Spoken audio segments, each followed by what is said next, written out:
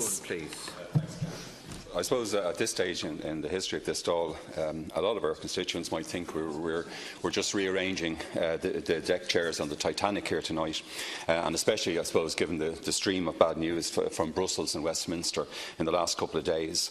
Last Thursday, in a brief intervention where I was calling on the Taoiseach to come into the House, I didn't get an opportunity to comment on the outgoing Minister for Communications, Deputy Denis Naughton. I've known Denis, of course, since he entered Dáil Éireann. I knew his dad before that, the Cathaoirleach of the Shanad Liam. And particularly, I think, since he became independent in 2011, Deputy Naughton, I think he made significant contributions to this House, and I know he'll continue to do so, especially in the areas of health, social care and nursing homes. And indeed, many independents, including myself, we were somewhat indebted to Denis, I think, in the 2011-2016 period, the austerity government period, when he campaigned for better access on the national media for independence, given that at that stage we were very significant in the polls, and indeed even this morning we still have significant polling. I obviously took strong opposing views to Minister Naughton on many aspects of his brief in communications, climate change and environment, and especially relating to the regulation of household waste collection, the regulation of mobile and fixed telecoms, and on climate change. But I accept that his great ambition was to finally achieve the full rollout of broadband for our whole country. But given the history of telecoms in Ireland and the findings of the Moriarty Tribunal on the second mobile licence, the disgraceful findings, it's wrong, I think, that any meetings were held by any minister with a party to a critical public tender.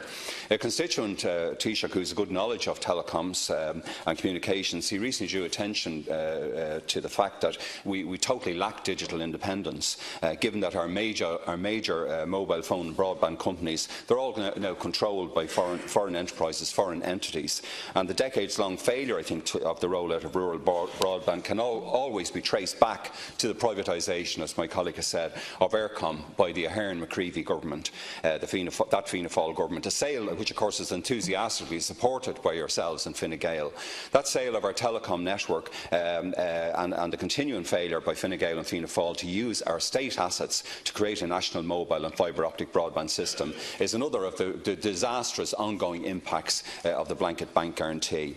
I wish Minister Richard Bruton, my colleague in the constituency, well in his new portfolio, but I think he's a minister from the wrong party, given the history, to seriously address the national broadband rollout and Ireland's, as I said, our total lack of digital independence. I think your stint in education, of course, you made no serious impact, Minister, on pupil-teacher ratios, on capitation grants, on the achievement of teachers' pay equality. In Darndale this morning, people were drawing to my attention that we're still struggling for pay equality or for a better funded third-level sector. I think the school admissions bill, though, the school admissions bill perhaps is your only real legacy. But I'd like to warmly congratulate the new Minister for Education, Deputy Joe McHugh, and to wish him well. I think he's always a very pleasant colleague in this House, and I hope you'll try and grasp those really difficult issues which your colleague Minister Bruton actually avoided. I also want to wish Deputy Sean Canny, Minister of State, Departments of Rural Community and Development and Department of Communications, to wish him well on his second stint, I think, in government, and also indeed Deputy Sean Coyne well in his new portfolio. I think, Taoiseach, any restructuring of government, it makes us think, I suppose, of how the department votes and the portfolios could be better organised. For example, I think one of the mistakes you have made over the last number is effectively doing away with DPER, which is the Department of Expenditure, because I think that system, I didn't agree with the policies, but I think the system of having a Minister of Finance and a Minister for Expenditure was actually a good system going into the future, and it is something I think probably after the general election, hopefully people can look at again. Also, we've had endless discussions about justice, about whether or not there are actually two departments there. I believe there are. And back in the mid-90s, of course, we had the Minister for Justice and the Minister for Equality and Law Reform, and again you could see a better organisation. And finally, I mean, defence. We've seen from the recent demonstration by our soldiers and sailors and Air Corps and their relatives that, in fact, the situation that we've had over the last 7 or 8 years, where defence is effectively not at a senior cabinet, at senior cabinet level. You don't really have a Department of Defence, and obviously pay and conditions have fallen very badly. So I think that is perhaps something after the general election that people in this House should reflect on, and how we could better organise our portfolios. Thanks, Matthew McGrath, please.